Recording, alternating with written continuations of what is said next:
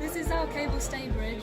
We've used string, which is good in tension, and we use these to tie down to the bottom so that would remain taut. The area here had to be big enough for a car to fit in. Way to the arc. Increase the tightness of the string. Also, we use the polystyrene on the top to prevent these two wood to bend together. This is what our finished bridge looks like before we put the sand in.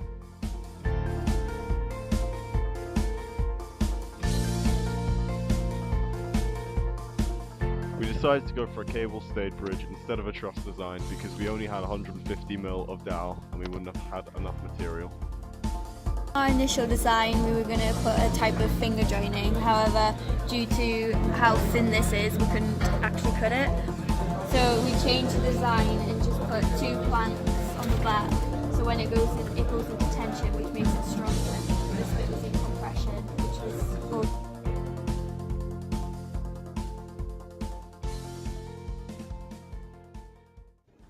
We cut out 2 pieces of plywood using the bandsaw and used these as a decking for the bridge.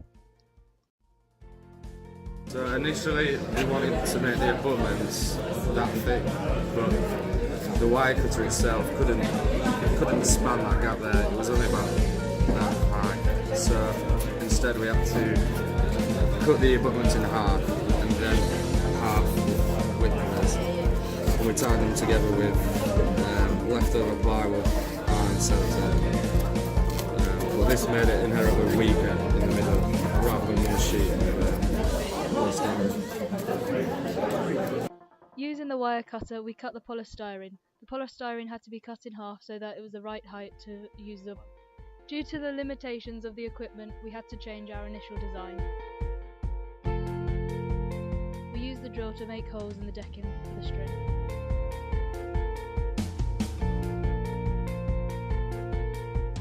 We use a wire cutter instead of a hacksaw as it is more precise, create a cleaner cut and reduce waste material.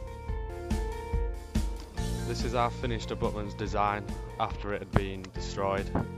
We used paper as well to support the sand in keeping friction, preventing the sand from caving in, and this worked quite well when holding the 20 kilos.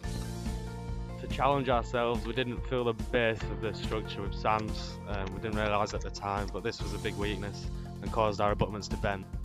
Even with this added challenge, our abutments still didn't fail or deflect past the required amount. As we were loading the bridge, the strings became taut and held the deck in place. The paper worked well in keeping the sand stable.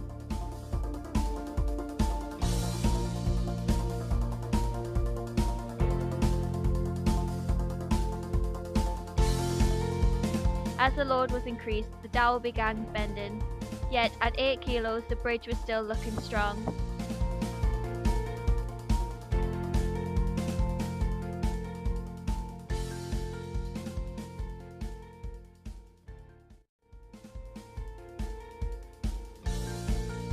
At 13 kilos, the bridge twisted and failed. Crowd went wild, smiles all around.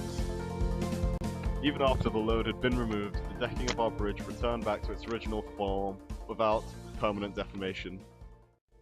It was evidently clear that this side fell fast. One of the reasons for this could have been the fact that we've got some notches here to support the string, whereas on this side we do not, which is why it very easily moved up and down like this during the experiment.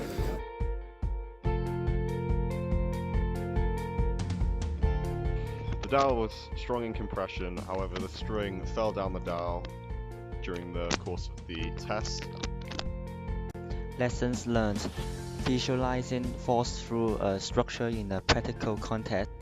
We also learned to give ourselves plenty of room for error when designing, such as there are many inaccuracies in the real world that are unaccounted for.